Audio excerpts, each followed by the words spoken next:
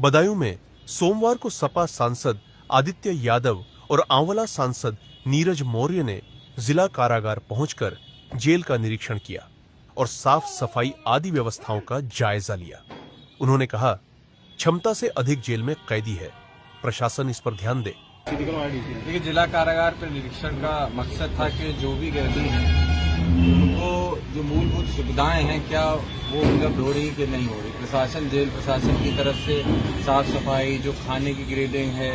जो कैदियों के बैरक्स में साफ सफाई होनी चाहिए, इन्हीं सब के ऊपर अस्पताल जो है अंदर, उसके अंदर हम लोग जाके देखा, दवाइयों की मौजूदगी या डॉक्टर्स का होना, तो ये सभी चीज़ों को हम लोगों ने देखा। निश्चित तौर पे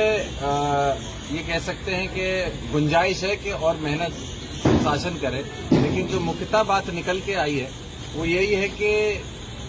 क्षमता जहां 600 साढ़े 600 की जेल की है,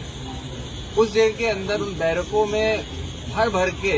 1100 से ज्यादा कैदी रखे जा रहे हैं। तो प्रशासन इन चीजों के ऊपर क्यों नहीं देखता? जहां आपके पास एक जमीन प्रशासन सरकार के पास पहले से है, बड़ी जगह है, वहां पे पहले से नया जेल बनने का भी समाजवादी सरकार में हम लोगों ने पास भी किया था, लेकिन काम कुछ नहीं हो पा रहा। तो सरकार को इसकी तरफ देखना चाहिए। भले ही कैदी हैं, सजा हुई है, समाज में कुछ ऐसे काम किए जिसकी वजह से आज वो यहाँ पर हैं, लेकिन उनको भी हक है एक साफ सफाई, एक अच्छा जीवन व्यतीत करने का। और जहाँ हम लोगों ने नौजवान बच्चों से भी मिलकर जो यहाँ पे कैद के रूप में आते हैं उनसे भी मुलाकात की, तो कहीं ना कहीं उन सबसे मिलके उनकी भी पीड़ा यही थी कि अनावश्यक या राजनीतिक द्वेष में या किसी न किसी गांव के परिवार की आपसी रंजिश के चक्कर में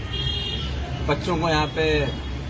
भेज दिया गया है, बंद कर दिया गया है, साजिश के तहत यहाँ पे इनको भेजा गया है। फिर उसके बाद कई ऐसे थे जो बुजुर्ग भी थे यहाँ पे, जो आपने कहा 70 साल से ऊपर की सरकार ने ये भी कहा कि उनको छूट दी जाएगी, लेकिन वो भी अभी पूरी तरीके से लागू नहीं है, उसमें अभी कागजी कार्रवाई पूरी होनी है। तो सरकार से अनुरोध होगा कि ऐसे लोग जो अपने एक जीवन के पड़ाव पे पहुंच चुके हैं, जहाँ पे बीमारी से लेके परिवार के लोगों की सदस्य की समय समय पे उन लोगों को जरूरत पड़ती है और बड़ा लंबा जीवन उन्होंने जेल में सजा के रूप में अगर काटा है, तो निश्चित तौर पे सरकार को उनको छूट देते हुए उनको कुछ न कुछ सोचना चाहिए।